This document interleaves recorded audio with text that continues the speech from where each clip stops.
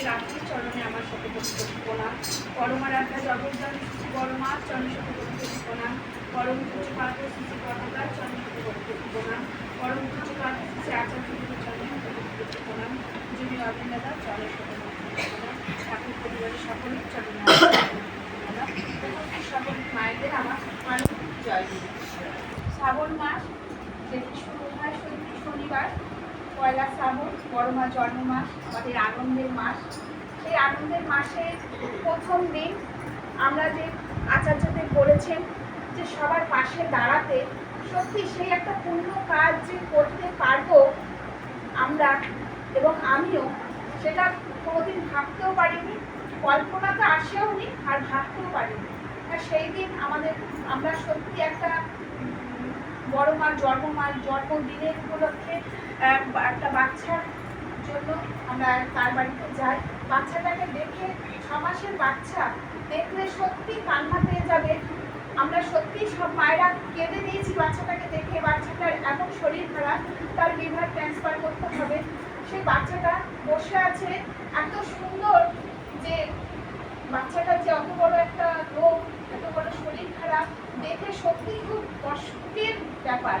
কিন্তু আমরা সেখানে গেলাম, সবাই মিলে আমরা গেছিলাম, 5 মা মিলে আমরা গেছিলাম। গিয়ে আমরা তাদেরকে আমরা সেই বাচ্চাটাকে আমরা ঠাকুরের আশীর্বাদ পৌঁছাতে গেছিলাম। আমরা অন্য কিছু পৌঁছাতে যাইনি, ঠাকুরের আশীর্বাদ। বড় মার জন্ম মাসে, বড় মার জন্মদিন উপলক্ষে আমরা তার কাছে ঠাকুরের বার্তা নিয়ে গেছিলাম, যে ঠাকুরের আশীর্বাদ নিয়ে গেছিলাম যে বাচ্চাটা সুস্থ হয়ে যাবে। ঠাকুর বলছেন যে আমরা পরোপকার করি। ঠাকুরের কাছে তো কেউ পর না, সবাই আপন। তাই আমরা সবাই আপনার ভেবে, তাকে নিজের ভেবে আমরা তার কাছে গেছি। তাকে আমরা ঠাকুরের আশীর্বাদ তার কাছে তুলে দিয়ে এসেছি। আমরা ঠাকুরের কাছে প্রার্থনা করি, সবাই আপনারা প্রার্থনা করুন যে ওই ছোট্ট বাচ্চাটা কি সুন্দর হাসছে, কি সুন্দর বসে আছে।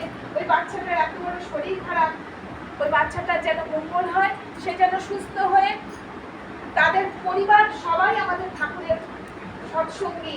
ঠাকুর ওদের ঘরে ঢুকে ঠাকুরকে দেখে আমরা মহা আনন্দ যে ঠাকুর তুমি এখানে বসে আছো, আর ওই ছোট্ট শিশুটার এত শরীর খারাপ, তুমি ওর মঙ্গল করো। আমরা সবাই তোমার চরণে ওর মঙ্গল কামনা প্রার্থনা করি। ওই শিশুটা যেন সুস্থ হয়ে তার মা বাবা সব, বাবা দীক্ষা নেয়নি, মা দীক্ষা নিয়েছে, মা দিদা ঠাকুর দাদু সবাই পরিবারের সবাই দীক্ষিত। তো ওই বাচ্চাটা যেন সুস্থ হয়ে ঠাকুরের চরণ ধরে ঠাকুরের কাছে আসে, সেই প্রার্থনা আমরা যেন সবাই করি। এই যে এত বড় ওই যে একটা কাজ সত্যি আমরা করতে পেরেছি, তার কাছে ঠাকুরের বার্তা পৌঁছে দিতে পেরেছি, এটাই আমাদের জীবনে অনেক প্রাধান্য আনে যে আমরা ঠাকুরের এত বড় একটা কাজ করতে পারছি। এইভাবে যেন আমরা সকলের পাশে দাঁড়াতে পারি, সকলের সাথে আনন্দে থাকতে পারি। আমরা তো সবাই এক পথের যাত্রী, আমাদের কেন্দ্রবিন্দু ঠাকুর।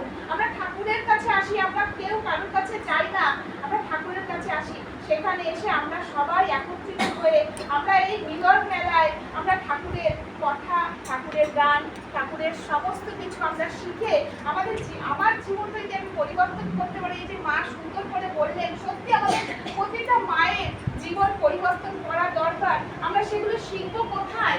এই মাতৃ সম্মেলন, এই সৎসঙ্গ একটা স্কুল, সেখানে স্কুল ট্রিপ হয়, যেখানে আমি যখন ছোট থাকি তখন আমরা স্কুলে যাই, গিয়ে আমরা পড়াশোনা শিখি। সেরকমই আমরা তো অনেক কিছু জানি না, ঠাকুর কি বলেছেন, ঠাকুর কি চেয়েছেন, আমরা অনেকেই, আমরা বিশেষ করে আমিও তো আগে জানতাম না, এই লক্ষ্মীমা বললেন সত্যি আমরা জানতাম না, কিন্তু আমরা জানবো কোথায়? এই স্কুলে এসে। তাই আমরা এই সবাই যেন মিলেমিশে এক হয়ে আমরা এই মিলন মেলায় একত্রিত হয়ে আমরা ঠাকুরের জয়গান করতে পারি, আর ঠাকুরের এই আশীর্বাদ যেন আমরা সমস্ত মানুষের কাছে আমরা পৌঁছে দিতে পারি। সকলের মঙ্গল কামনা প্রার্থনা করি। জয়।